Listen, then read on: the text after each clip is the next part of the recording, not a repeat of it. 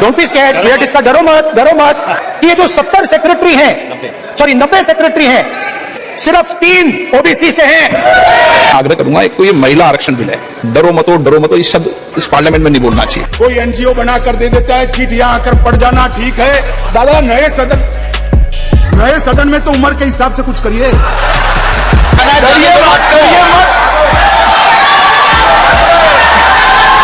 अरे भाई डरो मत।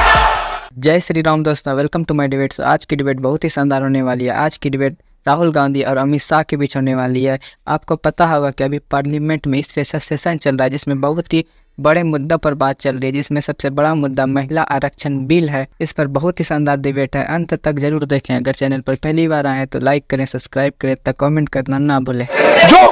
जो सेंट्रल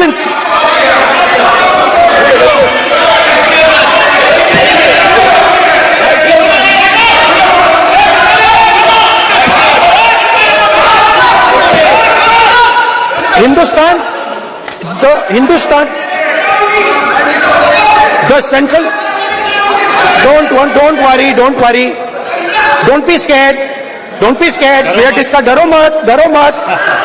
हम कहा सेंसस की बात कर रहे हैं, डरो मत। तो मैंने I check, simple thing I did. I said, look, what is the most important set of people in the government of India? The people who define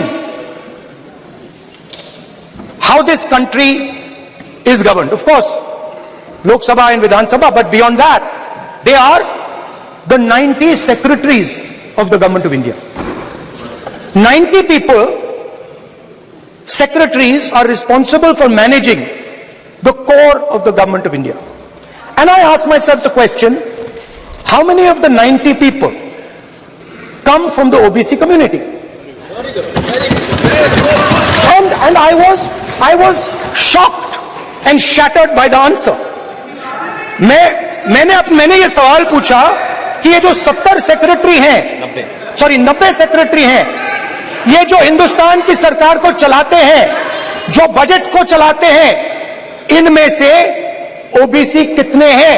Narendra Modi ji प्रधानमंत्री हैं, ओबीसी के लिए काम करते हैं। मैंने ये सवाल पूछा, मैं आपको जवाब देना चाहता हूं।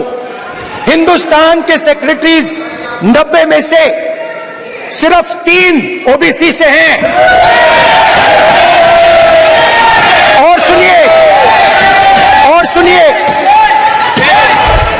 और सुनिए, नहीं घबराइए मत, डरो मत। और सुनिए, ये जो सेक्रेटरीज हैं जो ओबीसी कम्युनिटी से हैं, ये हिंदुस्तान के सिर्फ 5% बजट को कंट्रोल करते हैं। मतलब अगर हिंदुस्तान का बजट 44 लाख करोड़ का है, तो ये 2.47 लाख करोड़, मतलब 5% कंट्रोल करते हैं। और सुनिए, मैं कर रहा हूं, मैं वहीं आ रहा हूं।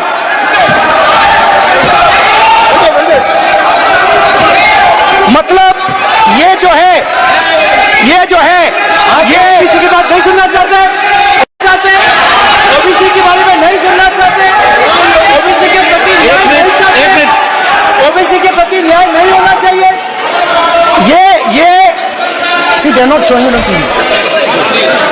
ये जो है। हाँ, मैं माननीय सदस्य से आग्रह करूंगा, एक मिनट रुकिए। माननीय सदस्य से मैं आग्रह करूंगा, एक तो ये महिला आरक्षण बिल है, और दूसरा सभी माननीय सदस्य समान है। डरो मतो ये शब्द इस पार्लियामेंट में नहीं बोलना चाहिए।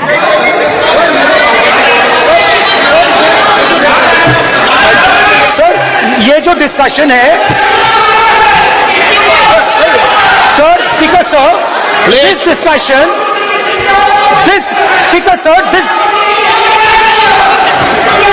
Speaker sir, this discussion is about the transfer of power to the people of India. The women being one group of the people of India and the OBC community being another group of the people of India. And I am elaborating that the OBCs, who number a huge percentage, have 3% of the 90 secretaries of this country. can't control and define 5% of India's budget. This is an insult and a shame to the OBC community. ये OBC community का अपमान है। तो सवाल उठता है कि इस देश में कितने OBC हैं, कितने दलित हैं, कितने आदिवासी हैं, और उस सवाल का जवाब सिर्फ कास्ट सेंसस से मिल सकता है।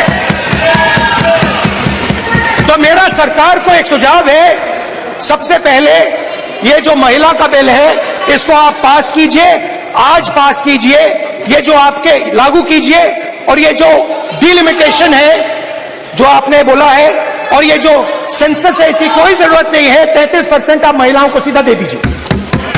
और दूसरी बात इसको बदलिए, इसको आप बदलिए। कैमरा नहीं है सर, कैमरा नहीं है, आपको दिखाएंगे सर, पूरा भाषण में आपको ही दिखाएंगे। ये आप बदलिए। ये जो लिस्ट है ये ओबीसी समाज का अपमान है। 90 लोग हिंदुस्तान के सेक्रेटरी हैं, उनमें से 3 लोग ओबीसी समाज के हैं, 5% बजट को कंट्रोल करते हैं। तो जल्दी से जल्दी आप कास्ट सेंसस कीजिए, जल्दी से जल्दी जो हमने कास्ट सेंसस किया था उसका डेटा आप रिलीज कीजिए, और अगर आप नहीं करेंगे तो हम कर डालेंगे। Thank you. अभी हमारे साथी सांसद अभी चले गए, उन्होंने कहा देश जो लोग चलाते हैं, अब सब लोगों की अपनी अपनी समझ होती है, उन्होंने कहा कि देश जो लोग चलाते हैं उसमें सिर्फ 3 ओबीसी। अब इनकी समझ है कि देश सेक्रेटरी चलाते हैं, मेरी समझ है देश सरकार चलाती है। मान्यवर, संविधान की स्कीम है, देश की नीतियों का निर्धारण इस देश की कैबिनेट करती है, इस देश की सरकार करती है, इस देश की संसद करती है। और आंकड़े अगर आपको चाहिए तो मैं बता देता हूं, सुनने के लिए आप बैठे नहीं हो। भारतीय जनता पार्टी के सांसद में 29%, 85 सांसद ओबीसी कैटेगरी के हैं। कंपैरिजन करना है तो आ जाइए। और मान्यवर मंत्री भी 29 ओबीसी कैटेगरी के हैं। मान्यवर, सस्ते चुनावी वादे करना और पॉलिटिकल भाषण करना